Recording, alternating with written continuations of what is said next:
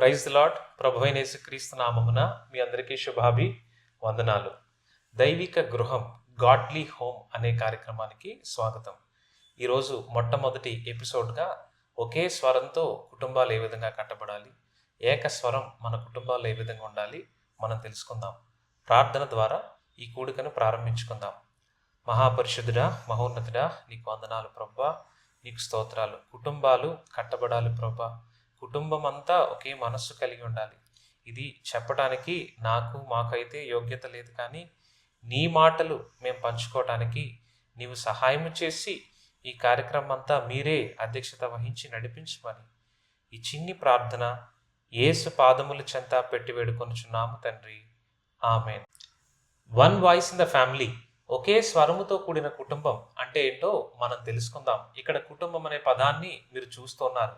మొట్టమొదటి కుటుంబం ఎవరు ఏర్పాటు చేశారు, ఆ మొదటి కుటుంబం ఎక్కడి నుంచి ప్రారంభమైంది అనేది మనం బైబిల్ నుంచి చూస్తే, మొట్టమొదటిగా ఆది కాండము 2వ అధ్యాయము 18వ వచనాన్ని మనం చూస్తే, 18వ వచనాన్ని నేను చదువుతున్నాను.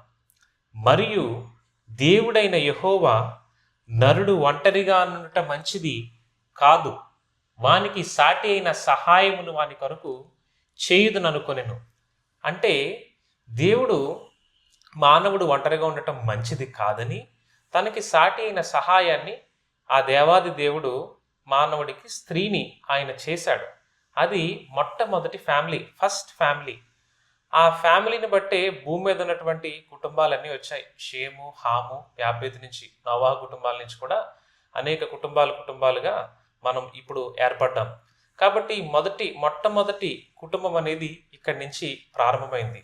కానీ ఈ కుటుంబంలో అతి ముఖ్యముగా ప్రాముఖ్యముగా ఏమి ఉండాలి, ఈ కుటుంబంలో ఏముండాలంటే, కాబట్టి ఇక్కడ ఒక వచనాన్ని మనం చదువుకుందాం.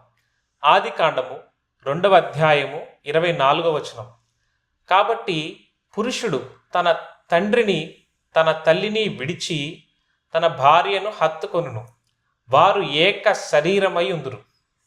ఇక్కడ మీరు చూసారా, పురుషుడు తన తండ్రిని తన తల్లిని విడిచి తన భార్యను హత్తుకొనును, వారు ఏక శరీరమై ఉందురు. అంటే వారు ఒక్క శరీరం అని చెప్తున్నాడు. ఇక్కడ చాలామంది గమనిస్తే కొంతమందికి ఇది నెగిటివ్గా కూడా అర్థమయ్యే అవకాశం ఉంది. తన తండ్రిని తన తల్లిని విడిచి, తండ్రిని తల్లిని ఎందుకు విడిచిపెట్టమంటున్నాడు అంటే, ఇది వాక్యానుసారమే. మనస్సు అంటే ఆలోచన విషయంలో తండ్రిని తల్లిని విడిచిపెట్టి తను తన భార్యతో కలిసి మంచి నిర్ణయాలు తీసుకోవాలి. ఏ ఇతరుల ప్రమేయము, థర్డ్ పర్సన్ యొక్క ప్రమేయము ఉండకూడదని దేవుని వాక్యం సెలవిస్తూ ఉంది. అదే విధముగా మనం బైబిల్లో చూస్తే, నీ తండ్రిని నీ తల్లిని సన్మానించుము, అప్పుడు నీవు దీర్ఘాయుష్మంతుడగుడు అని దేవుని వాక్యం చెప్తుంది. కాబట్టి తల్లిదండ్రుల్ని సన్మానించాలి. దానితో పాటు భార్యని హత్తుకున్నప్పుడు వారు ఏక శరీరమై ఉందురు. అంటే ఆ ఇద్దరి యొక్క ఆలోచన, ఇద్దరి మాట ఒకటై ఉండాలని దేవుడు చెప్తున్నాడు. కాబట్టి మీ కుటుంబంలో ఏ విధంగా ఉందనేది మనం పరీక్షించుకోవాలి. దీనికి యాడ్ ఆన్గా నేను ఒకటి పంచుకోవాలని ఆశపడుతున్నాను. ఏంటంటే, ఇంగ్లీష్ బైబిల్లో ఏమని రాయబడి ఉంటుందంటే, లీవ్ అండ్ క్లీవ్ అని ఉంటుంది. అంటే తల్లిదండ్రులు విడిచి హత్తుకోమని ఉంటుంది. విడిచి అంటే వాళ్ళు వదిలిపెట్టేమని కాదు, వాళ్ళ క్షేమ సమాచారం కూడా తెలుసుకోవద్దని కాదు, కానీ దాని అర్థం ఏమిటంటే, ఎమోషనల్గా తల్లిదండ్రులతో కొంచెం మట్టుకు డిటాచ్ అయినప్పుడే భార్యతో అటాచ్ అవ్వగలుగుతారు, అంటే లేకపోతే భర్తతో అటాచ్ అవ్వగలుగుతారు. అంటే దాని అర్థం ఏంటంటే, మీ సుఖ దుఃఖాలు తల్లిదండ్రులతో పంచుకోవడం కంటే నీ స్పౌస్, నీ భార్యతో కానీ భర్తతో కానీ పంచుకోవాలి. నీ యొక్క డిసిషన్ మేకింగ్లో వాళ్ళకి నువ్వు అవకాశం ఇవ్వాలి. నువ్వు ప్రతిదీ మీ ఇద్దరు అయి ఉండాలి అని బైబిల్ సెలవిస్తుంది. అదే ఇక్కడ ఏక శరీరమై ఉందురు అన్న మాటకి అర్థం. మరొక వచనం మనం చూద్దాం. ఫిలిప్పీలకు రాసిన పత్రిక 2వ అధ్యాయము 2వ వచనం. ఇక్కడ మీరు ఏక మనస్కులగునట్లు ఏక ప్రేమ కలిగి ఏక భావము గలవారుగా ఉండి ఒక్కదాని అందే మనస్సు నుంచి నా సంతోషము సంపూర్ణము చేయుడి. అంటే ప్రతి భార్యాభర్తలోనూ ఏక మనస్సు ఉండాలని చెప్తున్నాడు. ఒకవేళ భార్యాభర్తలుగా ఉన్నప్పుడు భార్య యొక్క మనస్సు ఒకవేళ ఒక ఉదాహరణకు చెప్తున్నాను, ఏదైనా ఒక వస్తువు మీద ఉంటే భర్త యొక్క మనస్సు ఒక వాహనం మీద ఉండొచ్చు. అంటే వారి మనస్సులు వేరువేరుగా ఉన్నప్పుడు వారు రెండింటినీ సంపాదించుకోలేరు. వారి యొక్క మనస్సు ఒకే విధముగా ఉండాలని చెప్తున్నాడు. ఏక మనస్సు అంటే వారి మనస్సులో ఉన్నటువంటి తలంపులు ఒకే విధముగా ఉండాలి. మనస్సు అత్యంత వేగమైనది. అంటే మనం ఫిజిక్స్లో చూస్తే చాలా ఫాస్ట్గా వెళ్ళేటువంటి ఆబ్జెక్ట్ ఏదైనా ఉందంటే అది లైట్. కాంతి చాలా వేగంగా ప్రయాణించగలదు. కాంతి కంటే వేగంగా ప్రయాణించగలిగేది మనస్సు. కాబట్టి ఈ మనస్సు ఎప్పుడు నిదానముగా, ఈ మనస్సు ఎప్పుడు నిలకడగా ఉండాలి. అలా ఉన్నప్పుడు ఆ భార్యాభర్తల యొక్క ఆలోచనలు ఒకదాని మీదే కాన్స్టెంట్గా ఫిక్స్డ్గా ఉంటాయి. అలా ఉండాలని దేవుని వాక్యం చెప్తుంది. తర్వాత ఏక ప్రేమ అంటే ఈ లోకంలో అనేక రకాల ప్రేమలు ఉన్నాయి. అనేక రకాల ప్రేమలు. లవర్స్ యొక్క ప్రేమ అంటారు, తల్లిదండ్రుల యొక్క ప్రేమ అంటారు, పిల్లల యొక్క ప్రేమ, కొంతమంది జంతువుల్ని పక్షుల్ని కూడా ప్రేమిస్తుంటారు. ఇన్ని రకాల ప్రేమలో అత్యంత శ్రేష్టమైన ప్రేమ దేవుని ప్రేమ, అగాపే లవ్. ఆ యొక్క ప్రేమ మనలో ఉండాలని దేవుని వాక్యం తెలియజేస్తుంది. ఆ ప్రేమ భార్యాభర్తల మధ్యలో ఉండాలి. అది ఏక ప్రేమ. దానితో పాటు ఏకభావం అంటే ఒక సందర్భాన్ని కానీ, ఒక వస్తువుని కానీ, ఎనీ సిచ్యువేషన్, ఒక భార్య కానీ భర్త కానీ దాన్ని చూసినప్పుడు ఆ సందర్భం యొక్క భావము, అంటే ఏకతాత్పర్యం అని కూడా ఉంటుంది బైబిల్లో. ఆ సందర్భం యొక్క భావము ఇద్దరికి ఒకే విధంగా కనిపించాలి. ఉదాహరణకి భార్యాభర్త ఇద్దరు ఉన్నారు. ఒక రోడ్డు పైన ఇద్దరు గొడవ పడుతూ ఉన్నారు. ఆ గొడవ పడేటప్పుడు భార్య మనస్సులో అయ్యో వాళ్ళు గొడవ పడుతున్నారు, ఆ యొక్క రణము ఏవైతే గొడవ జరుగుతుందో అది ఆగిపోతే మంచిది అని తన మనసులో అనుకుంది. అది ఆమె యొక్క భావము. భర్త అదే సన్నివేశాన్ని చూస్తూ ఉన్నాడు తన కళ్ళతో. చూసినప్పుడు అది ఇంకా జరిగితే బాగుండు, కొనసాగిస్తే బాగుండని ఎంటర్టైన్మెంట్గా కూడా ఫీల్ అవ్వచ్చు కొంతమంది. సో ఇదే సందర్భం, అక్కడ జరిగేది ఒక గొడవ, కానీ భార్య చూసినప్పుడు అది ఆగాలి అనేటువంటిది ఆమె భావము. భర్త దాన్ని చూసినప్పుడు అది ఇంకా ఈయనకి ఎంటర్టైన్మెంట్గా ఉండొచ్చు. కాబట్టి వీరిద్దరు చూసేటువంటి కన్నులు వేరువేరు, వాళ్ళిద్దరూ చూసేటువంటి సందర్భం ఒకటే, కానీ హృదయంలోనికి వేరొక విధంగా రికార్డ్ అవుతుంది. కాబట్టి వారి యొక్క భావాలు కూడా ఒకేలా ఉండాలి. అలా ఉన్నప్పుడు ఆ కుటుంబాలు బలముగా నిలబడతాయి. తర్వాత ఒక్కదాని అందే మనస్సు నుంచుచు నా సంతోషము సంపూర్ణము చేయడి. వారిద్దరి యొక్క మనస్సు ఒక్కదాని మీదే ఉండాలంట. ఒక్కదాని మీదే లేనప్పుడు ఆ కుటుంబము విచ్ఛిన్నమైపోతుంది. కాబట్టి మరలా ఈ వచనాన్ని చదువుతున్నాను. మీరు ఏక మనస్సులగునట్లుగా ఏక ప్రేమ కలిగి ఏక భావము గలవారుగా ఉండి ఒక్కదాని యందే మనస్సు నుంచుకొనుచు నా సంతోషమును సంపూర్ణము చేయడి. కాబట్టి మనం చెక్ చేసుకోవాలి, ప్రభువా నాకు ఏక మనస్సు ఉందా నా కుటుంబంలో? ప్రభువా నా కుటుంబంలో ఏక ప్రేమ ఉందా? ప్రభువా నా కుటుంబంలో ఏకభావాన్ని నేను కలిగి ఉన్నాను అనేది మనం పరీక్షించుకోవాలి. ఏక మనసు, ఏక ప్రేమ, ఏక భావం గురించి మనం చూసినట్లయితే ఇది ఒక రోజులో వచ్చే ప్రాసెస్ కాదు. ఇట్ టేక్స్ టైం అన్నమాట. ఒక రోజులో ఒక పెళ్ళైన వెంటనే వాళ్ళిద్దరికి వచ్చేది కాదనమాట. It is a process. ఇది టైం టేకింగ్ కూడా. ఎందుకంటే ఏ ఇద్దరు మనుషులు ఒకలా ఉండరు కదండి, ఏ ఇద్దరు రుచులు ఒకలా ఉండవు, ఏ ఇద్దరి అభిప్రాయాలు అసలు మ్యాచ్ అవ్వవు ఒకరికి. చూడండి, అందుకే మార్కెట్లో కూడా డిఫరెంట్ టేస్ట్స్ ఆఫ్ ఫుడ్ ఉంటాయి, డిఫరెంట్ కైండ్స్ ఆఫ్ క్లోత్స్ ఉంటాయి. అలాగే ఇద్దరు పెళ్లి చేసుకుని పెళ్లి బంధంలో ముడిపడినప్పుడు కూడా ఇద్దరికి ఆపోజిట్ టేస్ట్లు ఉండొచ్చు. చాలా విషయాల్లో మోజెస్ గారి ఆలోచనలు నా ఆలోచనలు, మోజెస్ గారి రుచులు నావి డిఫరెంట్గా ఉండొచ్చు. కానీ వెన్ వీఆర్ టుగెదర్, మన ఇద్దరం ఉన్నప్పుడు, ఇద్దరం ఆలోచించుకున్నప్పుడు ఏది బెస్ట్ అనే దానికి వస్తాము. అది కొన్నిసార్లు డిస్ప్యూట్ కింద అవ్వచ్చు, కొన్నిసార్లు అగ్రిమెంట్ రాని పరిస్థితులు ఉండొచ్చు. కానీ మనం ఎప్పుడైతే మోజెస్ గారు చెప్పినట్లు అగాపే లవ్తో బైండ్ అయి ఉంటామో ఇద్దరు, అప్పుడు ఏక మనసు, ఏక ప్రేమ, ఏక భావము కలిగి ఒకదాని అందే మనము పని చేయగలం. Which is very important in Christian family. క్రీస్తు కుటుంబంగా మనం ఎందుకు కట్టబడ్డామండి? ఎస్, అదర్కి to show others the Christ love. ఇతరులకి దేవుని ప్రేమ పంచడానికి సంఘము మీద దేవుడికున్న ప్రేమను చూపించడానికి దేవుడు మనల్ని కుటుంబముగా కట్టాడు. అంటే మన పర్పస్ ఏంటంటే భార్యాభర్తలు ఇద్దరూ ఒక దాని అందే వాళ్ళ దృష్టి ఉండాలి. వాళ్ళ దృష్టి ఏంటి అయి ఉండాలి? కింగ్డమ్ పర్పస్ అయి ఉండాలి. బైబిల్ చూసినట్లయితే నోవహు కుటుంబము ఉంది. నోవహు కుటుంబంలో దేవుడు నోవహుతో మాట్లాడుతూ అంటాడు, ఇదిగో ఈ లోకమంతా చెడిపోయి ఉన్నది, ఈ లోకమంతా పాడు ఆలోచనలతో, నరుని తలంపులు అంతా చెడిపోయి ఉన్నాయి. సో నేను ఈ లోకం అంతయు నశింపజేయబోతున్నాను, నీకు ఒక ఆజ్ఞ ఇస్తున్నాను. ఆ ఆజ్ఞ ఏంటంటే నువ్వు ఒక ఆర్క్ కట్టాలి, ఒక ఓడని కట్టాలి అని దేవుడు చెప్పాడనమాట.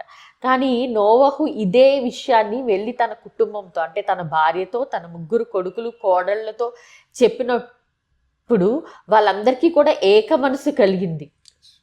వాళ్ళు అంతా కలిసి వర్క్ చేశారు. బైబిల్లో ఒక మాట ఉంటుంది, చదువుదామా?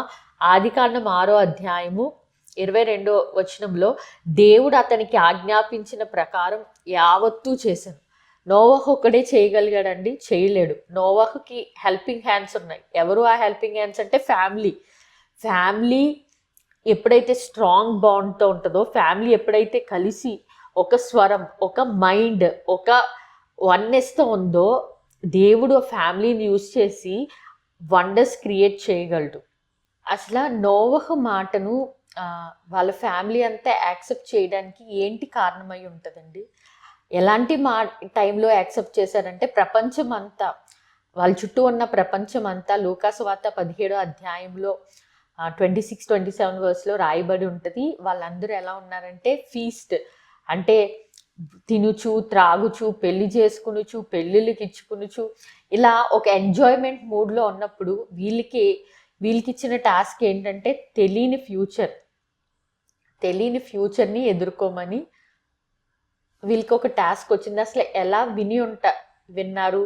వీళ్ళకి నమ్మకం ఎలా వచ్చి ఉంటుందంటే నోవహు దేవుడితో కనెక్ట్ అయి ఉన్న విధానం బట్టి ఆ నమ్మకం కుటుంబానికి వచ్చి ఉంటుంది. బైబిల్లో పేతురుకు రాసిన పత్రిక 3వ అధ్యాయం, 1 పేతురు 3వ అధ్యాయము 5-6 వచనములు చదువుకుందాం. అటువలే పూర్వం దేవుని ఆశ్రయించిన పరిశుద్ధ స్త్రీలను తమ స్వపురుషులకు లోబడి ఉండుట చేత తమను తాము అలంకరించుకున్నది. ఆ ప్రకారం సారా అబ్రహామును యజమానుడని పిలుచుచు అతనికి లోబడి ఉండెను. మీరును యోగ్యముగా నడుచుకునుచు ఏ భయమునకు బెదరక ఉన్న ఎడల ఆమెకు పిల్లలగుదురు. ఇక్కడ దేవుడి వాక్యం ఏం చెప్తుందంటే సబ్మిట్ టు యువర్ హస్బెండ్స్. భర్తలు కూడా భార్యల నుంచి ఏం ఎక్స్పెక్ట్ చేస్తారంటే వాళ్ళకి లోబడి ఉండాలి, వారిని గౌరవించాలని ఎక్స్పెక్ట్ చేస్తారు. అయితే వాళ్ళు లోబడి ఉండాలంటే ముందు భర్తలు దేవుడికి లోబడి ఉండాలి. గాడ్ ఆర్డర్ ఏంటండి? God, husband, wife and children. అది గాడ్ పెట్టిన ఆర్డర్. ఎప్పుడైతే హస్బెండ్ దేవుడికి లోబడి ఉంటాడో, ఎప్పుడైతే వైఫ్, పిల్లలు నా భర్త దేవుడి మాట వింటాడు, దేవుడు చెప్పిందే చేస్తాడంటారో, ఆటోమేటిక్గా దైవిక భయం కుటుంబంలో ఉండి భార్య ఆటోమేటిక్గా లోబడుతుంది. అలాగే భార్యలు కూడా ఈ స్వభావం కలిగి ఉండాలి. ఈ రోజుల్లో మనం ఎలాంటి వరల్డ్లో ఉన్నామంటే ఫెమినిజం, కరెక్టే, ఫెమినిజంలోనే ఉన్నాం. కానీ బైబిల్ ఏం చెప్తుందంటే భర్తకి లోబడాలి. మీరేం చెప్తున్నారు సిస్టర్, అన్ని విషయాల్లో లోబడాలా అంటే యూ కెన్ డిసగ్రీ. ఒక్కొక్కసారి భర్త రాంగ్ స్టెప్ తీసుకుంటున్నప్పుడు కానీ చేయకూడని పనులు చేస్తున్నప్పుడు యూ కెన్ డిసగ్రీ. ఎలా డిసగ్రీ చేయాలి? ఇద్దరు కలిసి ప్రేమపూర్వకంగా డిసగ్రీ చేసి you have to tell your explanation. ఎందుకు ఎలా చేస్తున్నావు? ఎందుకంటే భార్యని దేవుడు ఎలా చేశాడు? సూటబుల్ హెల్పర్, సాటైన సహకారిగా చేశాడు. అంటే తను నిర్ణయాలు కూడా తీసుకోవచ్చు. అయితే ఇక్కడ మనం చూసినట్లయితే ఏకస్వరం ఎప్పుడు వస్తుందంటే ఈ గాడ్లీ ఆర్డర్, భర్త దేవుడికి లోబడ్డం, భార్య భర్తకు లోబడ్డం, పిల్లలు తల్లిదండ్రులకు లోబడ్డం అప్పుడు వస్తుంది. అటువలే మీరు ఇక్కడ చూస్తే భార్యను సన్మానించుడి అంటున్నాడు. ఇందాక నేను చెప్పాను, నీ తల్లిని తండ్రిని సన్మానించుము, అప్పుడు నీవు దీర్ఘాయుష్మంతుడొకడు అని. మరి భార్యను కూడా సన్మానించమని చెప్తున్నాడు. అదే పేతురు రాసిన పత్రిక 1 పేతురు 3వ అధ్యాయము 7-8 వచనాలు చదువుకుందాం. అటువలే పురుషులారా, అంటే పురుషులకు చెప్తున్నాడు, జీవమను కృపావరములో మీ భార్యలు మీతో పాలివారై ఉన్నారని ఎరిగి ఎక్కువ బలహీనమైన ఘటమని భార్యను సన్మానించి మీ ప్రార్థనలకు అభ్యంతరము కలగక. అంటే ఇక్కడ భార్యను సన్మానించు అని చెప్తున్నాడు. చాలామంది సన్మానించడం అంటే మరలా వాళ్ళకి ఒక సాల్వా కప్పి ఒక దండ ఇచ్చి ఒక బొకే ఇచ్చి మనం స్టేజీల పైన చాలా సన్మానాలు చూస్తూ ఉంటాం. కాలేజెస్లో కానీ, యూనివర్సిటీస్లో కానీ, ఆఫీసెస్లో కానీ, పొలిటికల్ మీటింగ్స్లో మనం చూస్తూ ఉంటాం. అటువంటి సన్మానం కాదు, కానీ గౌరవించమని చెప్తున్నాడు. ఆ ప్రేమను పంచాలి అని దేవుడే చెప్తున్నాడు. భార్యను సన్మానించమని చెప్తున్నాడు. వాక్యం ఏం చెప్తుంది? నీ తల్లిని సన్మానించమని చెప్తుంది, నీ తండ్రిని సన్మానించమని చెప్తుంది, భార్యని సన్మానించమని చెప్తుంది. కొంతమంది పురుషులకి పురుషాధిపత్యం. నేనైతే ఒక సహోదరులు ఇద్దరు నా దగ్గరికి వచ్చారు ప్రార్థన చేయించుకోవడానికి. ఆ సహోదరి నా దగ్గరికి వచ్చినప్పుడు ఆమెకు ప్రార్థన చేయడానికి నేను వెళ్ళాను. వాక్యం అంతా చెప్పిన తర్వాత ఆమె నా దగ్గరికి వచ్చి ఏడుస్తూ ఉన్నారు. అన్న, నాకు ఒక సమస్యగా ఉంది నా భర్తతో, నాకు ప్రార్థన చేయండి అని చెప్పారు. ఆ ప్రార్థన ఏంటో నాకు చాలా విడ్డూరంగా ఆశ్చర్యంగా అనిపించింది. ఏంటంటే భార్యాభర్త ఇద్దరు చర్చకు వస్తున్నారంట. ఇంటికి వెళ్ళిన తర్వాత ఆమె బైబిల్ పెట్టిన తర్వాత భర్త బైబిల్ పైనే ఉండాలంట, భర్త బైబిల్ కింద ఉండకూడదంట. అది భర్త ఎప్పుడు కోరుకుంటున్నాడు, నా బైబిలే పైన ఉండాలి, నా బైబిల్ క్రింద నీ బైబిల్ ఉండాలని భర్త కోరుకుంటున్నాడు.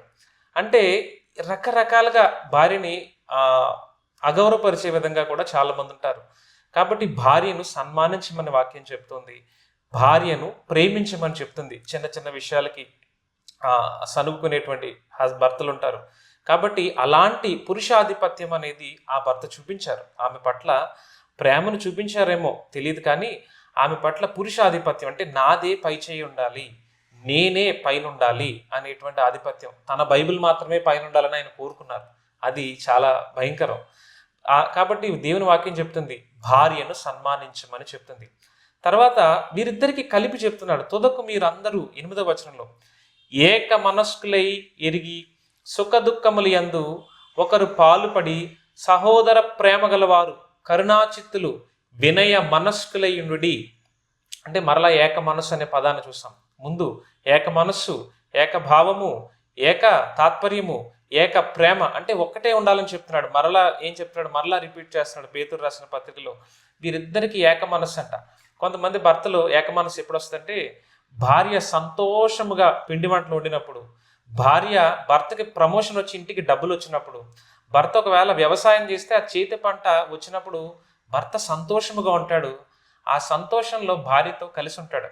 కానీ ఇక్కడ చాలా ఇంపార్టెంట్ పాయింట్ చూడండి. 8వ వచనంలో ఏక మనస్కులై ఒకరి సుఖ దుఃఖములు, సుఖములోనే భర్త తోడుంటాడు కానీ దుఃఖములో తోడుండడు. భార్యకి రోగం వస్తే వైద్యం చేయించరు, భార్యకి ఒకవేళ అనారోగ్యంగా ఉంటే పట్టించుకోరు. అలా ఉండదని చెప్తున్నాడు. సుఖ దుఃఖములు యందు. కాబట్టి ప్రతి ఒక్కరు, ఎవ్రీ స్పౌస్ అంటే భార్య కానీ భర్త కానీ మనల్ని మనం చెక్ చేసుకోవాలి. నేను సుఖములోనే నా భార్యకు తోడుగా ఉంటున్నానా? నేను సుఖములోనే నా భర్తకి తోడుగా ఉంటున్నానా? దుఃఖములో కూడా నేను తోడుగా ఉంటున్నానా? కొంతమంది దుఃఖములో ఉన్నప్పుడు ఆ దుఃఖాన్ని మరింత పెంచేస్తారు. వారి సూటిపోటి మాటలతో ఆ దుఃఖాన్ని మరింత రెట్టింపు చేస్తారు. కానీ దేవుని వాక్యం అలా చెప్పట్లేదు. ఏక మనస్కులై అంటే దుఃఖంలోనూ ఒకే మనసు ఉండాలంటున్నాడు, సుఖములోనూ ఒకే మనస్సు ఉండాలంటున్నాడు. కాబట్టి అటువంటి మనస్సు మనం అందరూ కలిగి ఉండాలని చెప్పి ఇక్కడ ఏక మనస్సు అని మనం చదివాం కదండి. ఇందులో ఏమని రాయబడి ఉంది? జీవం అనే దానికి పాలి భాగస్తులని ఉంది. చాలా మంది కుటుంబాల్లో ఏక మనసు కలిగి ఉంటారు. అలాంటి వాటికంటే చర్చ్కి వెళ్ళకూడదు అనేది డిసిషన్ తీసుకుని చర్చ్కి వెళ్ళరు, లేకపోతే దేవుడికి ఇవ్వాల్సినవి ఇవ్వకూడదని డిసిషన్ తీసుకుని ఏక మనసు కలిగి ఉంటారు. మిగతా వాటన్నిటిలో డిసగ్రీ చేయొచ్చు, కానీ ఇలాంటి వాటిలో అగ్రి అయి ఉంటారు. బైబిల్లో కూడా చెడ్డ విషయాల్లో బైబిల్లో కూడా అనన్య సపేరా చూస్తే వాళ్ళిద్దరూ ఏక మనసు కలిగి దేవుడి పరిశుద్ధాత్మ దృష్టికి చెడ్డ చేసిన రాయబడి ఉంటుంది. సో ఏక మనసు కలిగి ఉండాలి. ఏ విషయంలో కలిగి ఉన్నది అనేది కూడా చాలా ఇంపార్టెంట్. ఏ విషయంలో కలిగి ఉండాలి? ముందు వచనం చదివాం కదండి, దాంట్లో ఏమనుంది? ఇద్దరు ఏకదాని యందు, దేని యందు? దేవుని సంబంధమైన విషయముల యందు, దేవుడు ఇష్టపడే విషయముల యందు ఏక మనసు కలిగి ఉండాలి. అది వెరీ ఇంపార్టెంట్. మరలా ఈ వచనాన్ని చదువుతున్నాను. ఒకసారి వాక్యాన్ని మరలా ధ్యానిస్తే మనకి బలము శక్తి వస్తుంది. తుదకి మీరందరూ ఏక మనస్కులై ఒకరి సుఖ దుఃఖముల యందు ఒకరు పాలుపడి సహోదర ప్రేమ గలవారును కరుణాచిత్తులను వినయ మనస్కులయుండుడి అని చెప్తుంది. తర్వాత మీరు చూస్తే భార్యను సొంత శరీరము వలె ప్రేమించవలెను. భార్యను సొంత శరీరము వలె ప్రేమించవలను. ఇక్కడ హైలైట్ చేయబడి ఉంది రెడ్ కలర్ టెక్స్ట్లో. నేను ఆ వచనాలు మాత్రమే చదువుతున్నాను. పురుషులారా అంటే మరలా చెప్తున్నాడు, పురుషులారా మీ భార్యలను ప్రేమించుడి. ముందేమని చెప్పాడు దేవుడు? సన్మానించమన్నాడు. ఇప్పుడు ప్రేమించమంటున్నాడు. అటువలే మరి ఆయన ఏం చేశాడంట? ప్రభు క్రీస్తు కూడా సంఘమును ప్రేమించాడు. అంటే దేవుడు ప్రేమించాడంట. అటువంటి ప్రేమ అంటే అటువంటి ప్రేమ మనం కలిగి ఉండాలి. తర్వాత మరలా నేను ఇందులో ఏక మనస్సు గురించే చెప్పాలనుకుంటున్నాను కనుక మిగతా వచనాలు నెక్స్ట్ 28వ వచనానికి వెళ్తున్నాను. అటువలే పురుషులు కూడా తమ సొంత శరీరముల వలను తమ భార్యలను ప్రేమింపబద్దులై ఉన్నారు. తన భార్యను ప్రేమించువాడు తన్ను ప్రేమించుకొనుచున్నాడు. అంటే తన భార్యని ప్రేమించేవాడంట తనను ప్రేమించుకొనుచున్నాడు. ఎవరైనా చాలామంది స్వయం సెల్ఫ్ మనల్ని మనం ప్రేమించుకోకుండా ఏ మానవుడు ఉండడు. తనని తను ఖచ్చితంగా ఇష్టపడతాడు. ఒక ఆత్మహత్య చేసుకోవాలనుకునే వ్యక్తి తప్పించి, ఒక పిచ్చివాడు తప్పించి మిగిలిన వాళ్ళందరూ ఖచ్చితంగా ఎవరిని వారు ప్రేమించుకుంటారు. అలాగే తన భార్యని ప్రేమించాలని చెప్తున్నాడు. భార్యను ఎలాంటి సమయంలో ప్రేమించాలి అంటే భార్య ఆరోగ్యంగా ఉన్నప్పుడే కాదు, వ్యాధిలో ఉన్నప్పుడు, అనారోగ్యంగా ఉన్నప్పుడు, మంచం మీద ఉన్నప్పుడు కూడా భార్యను ప్రేమించాలి. భార్య ప్రతిరోజు వంట చేసి భోజనం పెట్టేటప్పుడే కాదు, అనారోగ్యముతో ఉండి ఆమె వంట చేయలేని పరిస్థితుల్లో కూడా ముందు ఏ విధంగా అయితే ప్రేమించారో అట్టి ప్రేమను కలిగి ఉండాలని దేవుని వాక్యం తెలియజేస్తుంది. తర్వాత ఈ హేతువు చేత 31 చదువుతున్నాను. పురుషుడు తన తండ్రిని తల్లిని విడిచి తన భార్యను హత్తుకొనును. మరలా చెప్తున్నాడు, వారిద్దరూ ఏక శరీరమగుదురు. అంటే ఇక్కడ చాలా క్లియర్గా ఏం చెప్తున్నాడంటే థర్డ్ పర్సన్ ఇన్వాల్వ్మెంట్ ఉండొద్దు అని చెప్తున్నాడు. వారిద్దరూ ఒకే మనస్సు కలిగి ఉండాలి, ఒకే శరీరముగా ఉండాలి. ఇప్పుడు సపోజ్ నేను నా భార్యతో ఒకవేళ మేమిద్దరూ ఒక నిర్ణయం తీసుకోవాలి. మేమిద్దరూ ఒక నిర్ణయం తీసుకోవాలంటే మొట్టమొదట ఆ నిర్ణయాన్ని నాకు ఒక ఆలోచన వచ్చింది అనుకోండి, అది ఆమెకి ఇష్టం లేదు. ఆమెకి ఇష్టం లేనప్పుడు ఆమెకి ఇష్టం లేనప్పుడు ఫస్ట్ ఏం చేయాలంటే నాకు వచ్చిన ఆలోచన దేవునికి ఇష్టమా కాదా ఫస్ట్ చెక్ చేయాలి. చెక్ చేసిన తర్వాత ఈ ఆలోచన ఇద్దరు ప్రభు పాదాల దగ్గర పెట్టాలి. యేసయ్య పాదాల దగ్గర పెట్టి మేమిద్దరం ప్రార్థించాలి. అప్పుడు ప్రార్థించినప్పుడు అది దేవునికి ఇష్టమా కాదా అనేది మనకు తెలిసిపోతుంది. ఆ తెలిసినప్పుడు ఇద్దరూ అంగీకరించాలి. కష్టమైనా అంగీకరించాలి. ఎందుకంటే అది దైవ చిత్తానుసారమైనది. దేవుడు ఎప్పుడు మనకి చెడ్డవి చేయడు. వాక్యంలో ఈ విధంగా ఉంటుంది కదా, కర్రను అడిగినా పామునిచ్చినా గుడ్డును అడిగినా తేలునిచ్చినా అని ఉంటుంది. కాబట్టి పరలోకమందున్న తండ్రి మనకి ఎప్పుడు మంచివే ఇస్తాడు, మంచి ఆలోచనలు ఇస్తాడు. నీ ఆలోచన యావత్తు సఫలము చేస్తానంటాడు. కనుక భార్యాభర్తలు నిర్ణయం తీసుకునేటప్పుడు వారి నిర్ణయాల మధ్యలో ఎవ్వరూ రాకూడదు. అలా ఉన్నప్పుడు ఆ కుటుంబాలు నిలబడతాయి. ఒకవేళ ఈ ఆలోచనలో ప్రతి ఒక్కరికి అత్తగారులు ఉంటారు, అమ్మగారులు ఉంటారు. వాళ్ళ మమ్మీ ఒక కొత్త ఆలోచన చెప్పారు, తనకి ఏదో ఒక మంచి ఆలోచన చెప్పారు. ఆ ఆలోచన చెప్పినప్పుడు ఆ ఆలోచన కూడా మనం తీసుకోవాలి. ఆలోచన పెద్దల మాట మనం తీసుకోవాలి. తీసుకున్న తర్వాత మరలా ఏం చేయాలి? ఆలోచన యేసయ్య పాదాల దగ్గర పెట్టాలి. యేసయ్య పాదాల దగ్గర పెట్టి ఇద్దరు ప్రార్థించి ఇద్దరికి ఇష్టమైతేనే, ఇద్దరికి ఆ యొక్క ఆలోచన ఓకే అనుకుంటేనే ముందుకు వెళ్ళాలి. తర్వాత మా మమ్మీ ఏదో చెప్పారు, మా అమ్మగారు ఏదో ఆలోచన చెప్పారు. ఆలోచన వెంటనే తీసుకొచ్చి నేను ఆమెపై రుద్దకూడదు. ఆలోచన వచ్చినప్పుడు ఆలోచన మరలా యేసయ్య పాదాల దగ్గర పెట్టాలి. కాబట్టి మీ ఇంటిలో ఏ ఆలోచన వచ్చినా దేవునికి ఇష్టమా మొదట చెక్ చేయాలి. 2 మీ భార్యకి ఇష్టమా అనేది చెక్ చేయాలి. ఆమె కూడా తనకి ఏదైనా ఆలోచన వచ్చినప్పుడు ఏం చేయాలి? మీరే చెప్తే బాగుంటుంది. వేరే ఆలోచన ఏమైనా వచ్చినప్పుడు ఫస్ట్ దేవుడి దగ్గర అడగాలి, కరెక్టే. కొన్నిసార్లు భార్యాభర్తలు ఇద్దరు డిస్కస్ చేసుకోవాలి. ఒకవేళ నీ భర్తకు కానీ నీ భార్యకి కానీ నచ్చకపోతే first priority is your husband.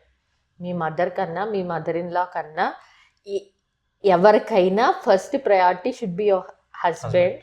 అప్పుడు కుటుంబం నిలబడి ఉంటుంది. థర్డ్ పర్సన్ ఇన్వాల్వ్మెంట్ వల్లే చాలా డిస్టర్బెన్సెస్ వస్తూ ఉంటాయి. అలాగే ఇప్పుడు మనం చూస్తున్నట్లయితే వన్ వాయిస్ కుటుంబాల్లో లేకపోవడానికి గల కారణం ఏంటంటే కొన్నిసార్లు భర్తదే వన్ వాయిస్ ఉంటుంది, కొన్నిసార్లు భార్యదే ఉంటుంది. అది చాలా తప్పు. ఇద్దరూ కలిసి నిర్ణయం తీసుకొని అనేది దైవ చిత్తానుసారం. కొన్నిసార్లు ఎంత చదువుకున్న భర్తలు అయినప్పటికీ భార్య మాట వింటే చులకనగా ఫీల్ అవుతారు. లోకంలో కూడా సామెత ఉంది కదా, భార్య మాట వింటాడు, భార్య చుట్టూ తిరుగుతాడు. ఇలాంటి వాటికి మనుషులు భయపడతా ఉంటారు. అంటే భార్య మాట వింటే అదేదో చులకనగా అని చూస్తారు. అలాగే స్త్రీలు కూడా భర్త మాట వింటే ఏదో ఈ ఈ కాలంలో ఎలా ఉన్నాము, మనం సమానత్వంలో ఉన్నాం, ఇద్దరు సమానం, ఈక్వాలిటీ కరెక్టే కొన్నిసార్లు. కానీ ఫెమినిజం కొన్నిసార్లు భర్తకు కూడా లోబడవలసిన ఉంటుంది. ఈ బ్యాలెన్సింగ్ ఎప్పుడైతే కుటుంబంలో ఉందో వన్ వాయిస్ రావడం ఈజీ. ఇంకా వన్ వాయిస్ రాకపోవడానికి గల కారణం ఏంటంటే ఈగో. నా నా ప్రయారిటీసే ఇంపార్టెంట్, నేను చెప్పిందే కరెక్ట్, నేను చెప్పింది ఇంటిలో నా మాటే చెల్లాలి. ఇలాంటివి వచ్చినప్పుడు వన్ వాయిస్ రాదు, డిస్టర్బెన్సెస్ వస్తుంది. ఎవరి ప్రయారిటీ వాళ్ళు నెరవేర్చుకోవాలనుకున్నప్పుడు అది కుటుంబం అవ్వదు. ఒక ఫ్యామిలీగా ఉండాలంటే ఫ్యామిలీ అంటే అందరూ కలిపి ఉండాలి, అందరూ కలిపి నివసించాలి, అందరూ కలిపి డిసిషన్ తీసుకోవాలి.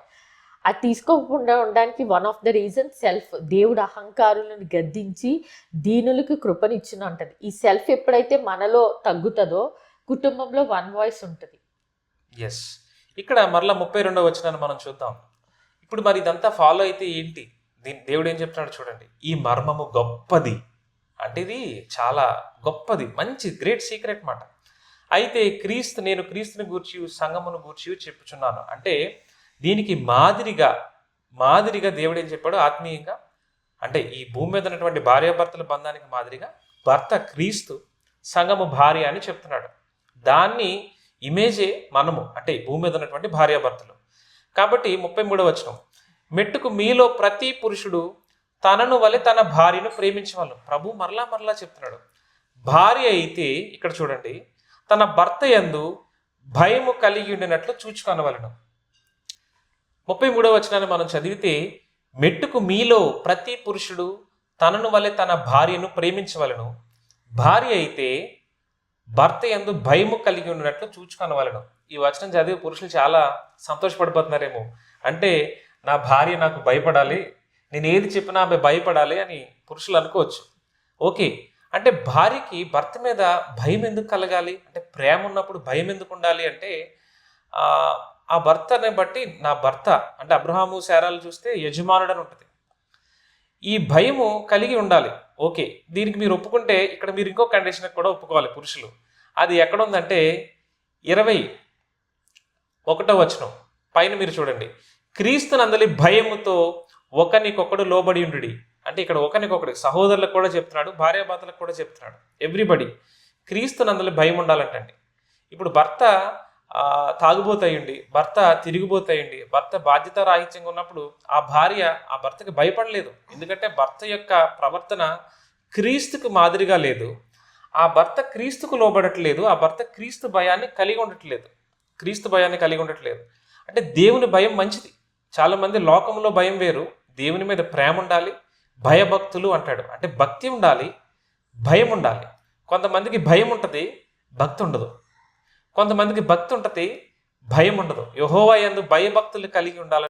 అసలు ఏక మనస్సు కుటుంబాల్లో ఎందుకు లేదు? ఏక భావము కుటుంబాల్లో ఎందుకు లేదు? ఏక తాత్పర్యము ఎందుకు లేదు? ఏక ప్రేమ ఎందుకు లేదు? అంటే మీ కుటుంబంలో ఏక మనస్సు ఉందా? మీ కుటుంబంలో ఏకభావం ఉందా అనేది మనం చెక్ చేసుకుందాం. ఇక్కడ కొన్ని సమస్యలు శరణ్య ద్వారా మనం తెలుసుకుందాం. ఎటువంటి సమస్యలు కుటుంబాల్లో ఉంటాయి, ఆ కుటుంబాల్లో ఏక మనస్సు ఏక ప్రేమ లేకపోవడానికి బలమైన కారణాలు ఏంటో తెలుసుకుందాం. ఇందాక మనం చూసాం కదండి, ఒకటి ఈగో, డామినేటింగ్ పర్సనాలిటీస్, నేను ముందుండాలి మీరు ముందుండాలి అనేటప్పుడు ఇద్దరి నుంచి కామన్ వాయిస్ ఎప్పుడు బయటకు వెళ్ళదు. మోజెస్ గారు ఎప్పుడో ఒకటి చెప్తా ఉంటారు, గదిలో వీ షుడ్ డిస్కస్, ఫైట్ ఏదన్నా చేసుకోవచ్చు, ఎగ్రీ డిసెగ్రీ ఇవన్నీ చేసుకోవచ్చు, అంటే కొట్టుకోమని కాదు, అపాన్ ఒపీనియన్స్. కానీ గది బయటకు వెళ్ళినప్పుడు ఒక వాయిస్ కింద వెళ్ళాలి అని అంటారు. అది అబ్సల్యూట్లీ కరెక్ట్, అది చాలా ఇంపార్టెంట్.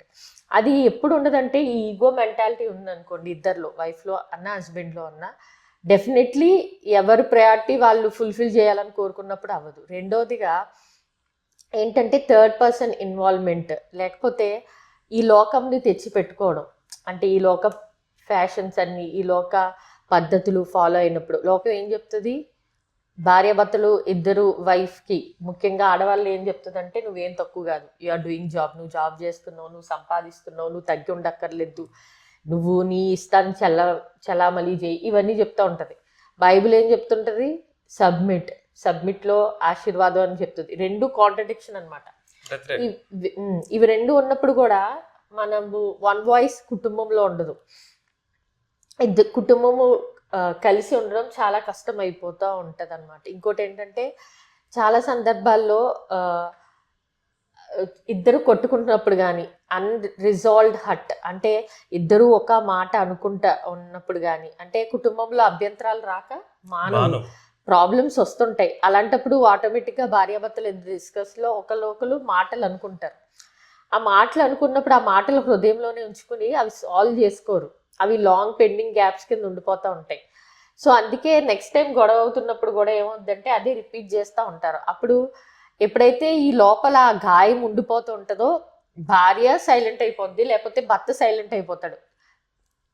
వీళ్ళతో డిస్కస్ చేయడం వేస్ట్లే, వీళ్ళతో చెప్పడం వేస్తే. ఇలాంటప్పుడు కూడా వన్ వాయిస్ రాదు. ఇలాంటివి అప్పుడు ఏం చేయాలంటే, మీకు ఎప్పుడైతే డిస్ప్యూట్, గొడవ, ఇబ్బంది అయ్యిందో ఆ రోజు మార్నింగ్ అయిందనుకోండి, కొంచెం సర్దుమని అయ్యాక సిట్ టుగెదర్ ఇద్దరూ కలిసి. అందుకే ఫ్యామిలీ ప్రేయర్ టైం అనేది ఉండాలి. ఎందుకంటే ఏ టైంలో గొడవ పడినా ఫ్యామిలీ ప్రేయర్ టైంకి వచ్చినప్పుడు ఇద్దరు సమాధానం. ఆదివారం చర్చ్లో కూడా, ఫెలోషిప్లో కూడా. సో ఇద్దరు కూర్చున్నప్పుడు యూ షుడ్ ఎక్స్ప్రెస్, నేను మీరు అన్న ఈ మాటలకు బట్టి, ఈ యాక్షన్ బట్టి నేను బాధపడ్డాను, నాకు నొచ్చుకుంది అని నువ్వు చెప్పినప్పుడు అదర్ పర్సన్ ఏం చేయాలి? దాన్ని ఎక్నాలెడ్జ్ చేయాలి. చాలామంది ఎక్నాలెడ్జ్ చేయరు. అది తప్పు కాదు, అది కరెక్ట్, అది పెయినే కాదు, నువ్వు చేసిందే తప్పు, నువ్వు అనుభవించాలి, ఇలాంటి మాటలు మాట్లాడకూడదు. భార్య కానీ భర్త కానీ కంఫర్ట్ దేవుడు తర్వాత ఈ భూమి మీద ఎవరి నుంచి పంచుకోవాలనుకుంటారు? భార్య భర్తకి సపోర్టింగ్ సిస్టమ్, భర్త భార్యకు ధైర్యం. తెలుసా అండి? భర్తే భార్యకు ధైర్యం దేవుడు తర్వాత. అందుకే ప్రొటెక్షన్ కూడా దేవుడు భర్తకే ఇచ్చాడు. చాలామంది భర్తలు ఏమంటారంటే నువ్వు తప్పు చేసి ఉంటావు అందుకే ఇది ఫేస్ చేసావు, నువ్వే ఏదో అని ఉంటావు అందుకే అని రివర్స్లో భార్యని కించపరుస్తారు. అలా ఉండకూడదు. అప్పుడు కూడా వన్ వాయిస్ రాదు. ఎందుకురా బాబు ఇతనితో గొడవ, ఇతను ఏదంటే అదే అనుకుంటారు. లేదు, ఇద్దరు ఎప్పుడైతే ఇద్దరు హృదయాలు కలుస్తున్నాయో, ఇద్దరు ఒకరినొకరు అర్థం చేసుకుంటూ, అగ్రీ చేసుకుంటూ, ఒకరినొకరు రెస్పెక్ట్ చేసుకుంటున్నారో, వన్నెస్ కూడా వాయిస్లో కూడా మాటలో కూడా ఆటోమేటిక్గా వన్నెస్ ఉంటుంది. ఇంకొకటి ఏంటంటే చాలా సందర్భాల్లో భర్తలు భార్యని కించపరుస్తారు పబ్లిక్లో. నువ్వు ఎలా ఉన్నావు, ఎలా చేసావు. ఉదాహరణకి మా ఆవిడండి ఎప్పుడు వంట చేయదు, మీరు భలే చేశారు. అలాగే భార్యలు కూడా, అబ్బా మీ భర్త అన్నీ కొనిపెట్టి అన్నీ చూసుకుంటాడండి, నా భర్త ఎందుకు పనికిరాడు, ఇలాంటి మాట్లాడినప్పుడు ఇద్దరికి ఆటోమేటిక్గా గ్యాప్ పెరిగిపోద్ది. సో ఇలాంటివన్నీ ఉన్నప్పుడు కుటుంబంలో వన్నెస్ రాదు, ఈ కుటుంబంలో ఏకత్వం అనేది రాదు. ఇలాంటివి చిన్నవి చాలా మేజర్ రోల్ ప్లే చేస్తూ ఉంటాయి. దీంతో పాటు పూర్ కమ్యూనికేషన్, అంటే వాళ్ళిద్దరు చాలా మంది, కొంతమంది భార్యాభర్తలు ఏంటంటే ఉద్యోగాలు చేసే వాళ్ళు అయి ఉండొచ్చు, లేదు నార్మల్గా హస్బెండ్ జాబ్ చేస్తూ వైఫ్ హోమ్ మేకర్గా ఉండొచ్చు. వాళ్ళిద్దరి మధ్య కమ్యూనికేషన్ అనేది ఉండదు. ఇద్దరు ఫోన్లు చూసుకుంటూ ఉంటారు, పిల్లలు కూడా ఫోన్లు చూస్తూ ఉంటారు, టీవీలు చూస్తూ ఉంటారు, వాళ్ళు మాట్లాడుకోరు. కనీసం భోజనానికి కూడా వాళ్ళు ఒక టేబుల్ మీద కూర్చోరు, భోజనానికి కూడా కలిసి భోజనం చేయరు. అలా ఉన్నప్పుడు ఆ కుటుంబాల్లో సంభాషణే లేనప్పుడు, ఏ విధమైన మాటలు లేనప్పుడు వాళ్ళ మధ్య ప్రేమ అనేది పెరగదు. ఆ కుటుంబాలు చాలా ఇబ్బందికరంగా ఉంటాయి. ఎందుకంటే వాళ్ళ మధ్య ప్రేమ పెరగడానికి అవకాశమే లేదు. వాళ్ళు మాట్లాడుకున్నప్పుడు వాళ్ళ మధ్య ఒక రిలేషన్ అనేది ఇంకా బిల్డ్ అవ్వదు అనమాట. అంటే మనం ఆదివారం ఎలా అయితే ప్రభుతో మాట్లాడతామో, ప్రభు ఆదివారం మనకి వాక్యం ద్వారా మాట్లాడతాడు. That is a godly communication.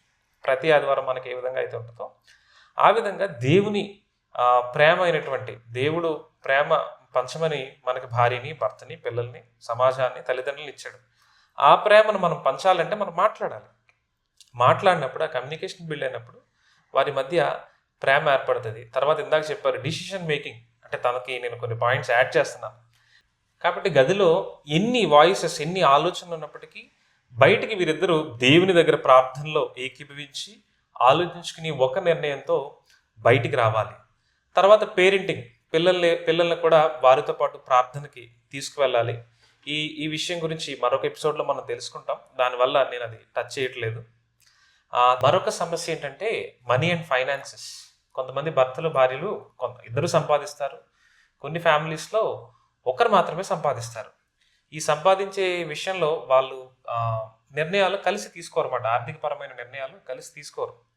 అలా తీసుకోకపోవడం వల్ల చాలా కుటుంబాలు నష్టపోయాయి. అందులో నాకు తెలిసిన ఒక రైతు కుటుంబం గురించి చెప్తాను. నాకు తెలిసిన ఒక అంకుల్ మాట, తన భార్య చెప్పింది, ఈ పంట వేస్తేనే మనకి ఇలా సంతోషం కలుగుతుంది, ఇలా చేయండి ఆర్థికపరమైన నిర్ణయాలని తన యొక్క ఉద్దేశాన్ని తెలియజేసింది. ఆయన 7 లక్షల రూపాయలు పాడు చేశాడు. నా కళ్ళెదురుగానే నేను చూశాను, నేను నా స్నేహితుడు. సో కాబట్టి చాలా కుటుంబాలు వాళ్ళ యొక్క ధనాన్ని భార్యాభర్తలు కలిసి మంచి ఆలోచన కలిగి నిర్ణయం తీసుకోకుండా నష్టపోయిన వాళ్ళు కూడా ఉంటారు. కొంతమంది దాన్ని చాలా తప్పుడు వ్యసనాలకు వినియోగించి కుటుంబాన్ని పట్టించుకోకుండా ఉంటారు. కాబట్టి మనీ అండ్ ఫైనాన్సెస్ విషయంలో కూడా భార్యాభర్తలు కలిసి నిర్ణయం తీసుకోవడం చాలా చాలా మంచిది. కొన్నిసార్లు భర్తలు ఎలా ఉంటారంటే మనీ అనేది అతను డిసిషన్ అని, భార్యలు ఎలాగో సంపాదించరు, వాళ్ళు గృహిణి, వాళ్ళు ఓన్లీ హోమ్ మేకింగ్ యాక్టివిటీస్లో ఉంటారని భర్తలు ఏం చేస్తూ ఉంటారంటే వాళ్ళ సంపాదన విషయం గురించి భార్యకు వివరాలు చెప్పరు, వాళ్ళు ఎలా ఖర్చు పెడుతున్నారో భార్య వివరాలు చెప్పరు, which is very wrong. So ఫైనాన్షియల్లో ఇద్దరు కలిసి కూర్చోవాలి, ఏది ఎక్కువ చేయాలో ఏది తక్కువ చేయాలో ఇద్దరు కలిసి మాట్లాడుకోవాలి, ఇద్దరు బడ్జెట్ ప్లాన్ చేసుకోవాలి, ఇద్దరు సేవింగ్స్ ప్లాన్ చేసుకోవాలి. ఇలా చేసినప్పుడు కుటుంబము ఒక ఆర్డర్లో నడుస్తుంది. నేను కొంతమంది భర్తలను గమనించాను, 1 లక్ష రూపాయలు చేతిలో ఉన్నప్పుడు భార్య మాట వాళ్ళు వినరు. ఆ 1 లక్ష రూపాయలు వాళ్ళు జోదానికి కానీ చెడ్డ విషయాలకు కానీ ఖర్చు పెట్టేసి మొత్తం సమస్తము పోయిన తర్వాత ఇంటికి వట్టి చేతులతో వచ్చి అప్పుడు తన భార్యను అడుగుతారు, ఇప్పుడు ఏం చేద్దామని ఆలోచన. ముందు మాత్రం భార్య ఆలోచన కాదు కదా, భార్య స్వరాన్ని కూడా వినడానికి ఇష్టపడరు. ఈ 1 లక్ష రూపాయలు ఖర్చు అయిపోయిన తర్వాత తన చేతిలో చిల్లిగవ్వ కూడా లేనప్పుడు, 1 రూపాయి కూడా లేనప్పుడు అప్పుడు తన భార్య దగ్గరికి వచ్చి ఇప్పుడు మనం ఏం చేద్దామని వాళ్ళు అప్పుడు భార్య యొక్క ఆలోచన తెలుసుకోవాలని ప్రయత్నం చేస్తూ ఉంటారు. అది కూడా మంచిది కాదు. ఇక్కడ ఒక వచనాన్ని మనం చదువుకుందాం. ఈ వచనం చదువుకుని మనం ఈ కార్యక్రమాన్ని ముగించుకుందాం. 1 కొరింథీయులకు రాసిన పత్రిక 11వ అధ్యాయము 3వ వచనం. ప్రతి పురుషునికి శిరస్సు క్రీస్తనియు, స్త్రీకి శిరస్సు పురుషుడనియు, క్రీస్తునకు శిరస్సు దేవుడనియు మీరు తెలుసుకొనవలనని కోరుచున్నాను. అంటే ప్రతి పురుషుడికి, ఇక్కడ Christ is the head of our home. ఇక్కడ నాకైతే జ్ఞానం లేదు, నా భార్యకైతే జ్ఞానం లేదు, అంటే మా ఇద్దరికి జ్ఞానం లేదు, అంటే జ్ఞానం ఉండొచ్చేమో కానీ చాలా తక్కువ. ఎందుకంటే దైవ జ్ఞానముతో పోల్చుకున్నప్పుడు మానవుని యొక్క జ్ఞానము చాలా స్వల్పమైనది. మేమిద్దరము కలిసి నిర్ణయాలు తీసుకోలేము, ఇక్కడ పురుషుడు స్త్రీకి ఆ శిరస్సు అని చెప్తున్నాడు కానీ ఈ పురుషుడికి కూడా తెలివి లేదు, ఈ పురుషుడికి కూడా కుటుంబాన్ని నడిపించేటువంటి అంత తెలివితేటలు లేవు. కాబట్టి ఏం చెప్తున్నాడంటే పురుషునికి శిరస్సు క్రీస్తు. ఇక్కడ చూడండి, Christ is the head of our home. చాలా చోట్ల మీరు క్రిస్టియన్ హోమ్స్లో మీరు చూసుంటారు, ఇంటికి వెళ్ళేటప్పుడు గుమ్మాల బయట ఈ గృహమునకు అధిపతి క్రీస్తే. చూడడానికి చాలా బాగుంటుంది కదా, కానీ వాళ్ళ ఇంట్లో క్రీస్తు అధిపతిగా ఏమాత్రం ఉండడు. ఎందుకంటే వాళ్ళ ఇంట్లో ఒక 100 నిర్ణయాలు ఉంటాయి. ఒకవేళ ఈ వీడియో చూస్తున్న మీ ఇంట్లో ఈ గృహమునకు అధిపతి క్రీస్తే అని ఉంటే మాత్రం ఖచ్చితంగా మీరు దాన్ని ఇంకా పక్కాగా పాటించాలి. ఎందుకంటే మీ కుటుంబానికి హెడ్ ఆఫ్ ది ఫ్యామిలీ యేసు ప్రభువై ఉండాలి. దాని తర్వాత భర్త, భార్య, దాని తర్వాత పిల్లలు. అది దేవుడు కోరుకున్నటువంటి ఆర్డర్. మరి ఇలా ఎవరి విషయంలో ఉంది? ఇందాక తను చెప్పినట్లు వాక్యములో నోవాహు కుటుంబములో ఏక మనస్సు ఉంది, నోవాహు కుటుంబములో ఏక భావం ఉంది, నోవాహు కుటుంబంలో ఏక తాత్పర్యం ఉంది, నోవాహు కుటుంబములో ఏక ప్రేమ ఉంది. కాబట్టి వారి మధ్య విభేదాలు. నోవాహు కొడుకులు అంటే షేము, హాము, యాపేతు, నోవాహు యొక్క కోడళ్ళు, వీళ్ళందరూ కలిసి ఏక మనస్సు, ఒక్కటే మనస్సు. మనము చితిసారకమాను దాన్ని కొట్టి దానితో మనం ఒక ఓడ చేయాలి, దేవుడి ప్రపంచాన్ని నాశనం చేయబోతున్నాడు, జలప్రలయం రాబోతుంది అంటే వాళ్ళందరికీ ఒకే మనస్సు ఉంది, వాళ్ళందరికీ ఒకే ప్రేమ ఉంది, వాళ్ళందరికీ ఒక్క ఆలోచన మాత్రమే ఉంది. వీళ్ళందరికీ ఎవరు చెప్పారు? వీళ్ళందరికీ ఇలా చేయాలని ఎవరు చెప్పారు? హెడ్ ఆఫ్ ది ఫ్యామిలీ నోవాహు. మరి నోవాహు చెప్తే వాళ్ళు వింటారా అంటే నోవాహు చెప్తే వాళ్ళు వినకపోవచ్చు, కానీ నోవాహుకి వెనకాల ఎవరున్నారు? హెడ్గా దేవుడు ఉన్నాడు. అంటే నోవాహు శిరస్సు, అంటే నోవాహు హెడ్ ఆఫ్ ది ఫ్యామిలీ.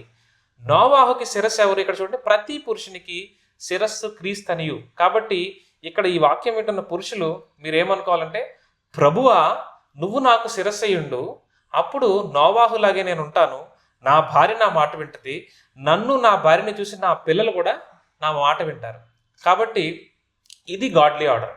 అలా ఉన్నప్పుడు ఏక మనస్సు, ఏక భావము, ఏక తాత్పర్యము, ఏక ప్రేమ మన కుటుంబంలో ఉంటుంది. కాబట్టి ఈ ఒకే మనస్సు మనందరి కుటుంబాల్లో ఉండాలని ప్రార్థన చేద్దాం. ప్రార్థన ద్వారా ఈ కార్యక్రమాన్ని ముగించుకుందాం.